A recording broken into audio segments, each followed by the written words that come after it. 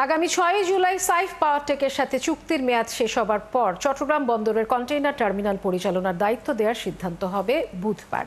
যারা দায়িত্ব পাবে তারা পরবর্তী 6 মাস এই দায়িত্ব পালন করবে বলে জানিয়েছেন নৌ পরিবহন উপদেষ্টা এম সাখাওয়াত হোসেন। এ বিষয়ে নীতিগত অনুমোদন দেওয়া হয়েছে বলে জানান অর্থ উপদেষ্টা সালেউদ্দিন আহমেদ। মঙ্গলবার সচিবালয়ে ক্রয় সংক্রান্ত উপদেষ্টা পরিষদ কমিটির সভা শেষে এসব কথা জানান তারা। শারমিনীরা রিপোর্ট। চট্টগ্রাম বন্দরের 4টি কন্টেইনার টার্মিনালের সবচেয়ে বড়টি সহ 2টি পরিচালনা করে Saif Powertech. Colour expert, George sap এবং মাইল্ড অন হ্যান্ডস টেকনোলজি সমৃদ্ধ অরিক্স ক্রিস্টাল ওয়াশ আপনার লন্ড্রি এক্সপার্ট। 6 জুলাই তাদের সাথে চুক্তির মেয়াদ শেষ হবে।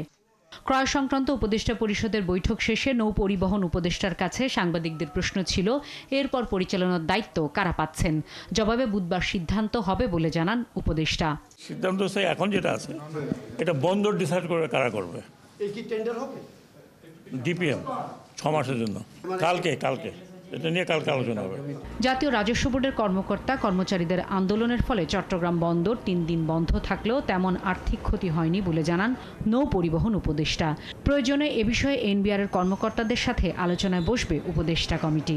পোর্ট অ্যাকচুয়ালি বন্ধ ছিল না, আমি বলি আপনাদেরকে, পোর্টে যে অবস্থা ছিল 3-4 দিন একটা অলরেডি যেগুলি এক্সপোর্ট হওয়ার কথা ওগুলো ঢুকে গেছিলো। They are waiting for to be lifted in ship, মানে জাহাজীকরণ বাকি ছিল। কাজে ওইটাতে কোনো এফেক্ট হয়নি 3 দিন। যেটা এফেক্ট হয়েছে সেটা হচ্ছে এই জাহাজীকরণের পরে যেগুলো ভেতরে যাওয়ার কথা কাস্টম চেকিংয়ের পরে সেগুলোতে এফেক্ট হয়। এদিকে বন্দর কন্টেইনার ওঠানামার কিছু সংকট আছে স্বীকার করেছেন অর্থ উপদেষ্টাও।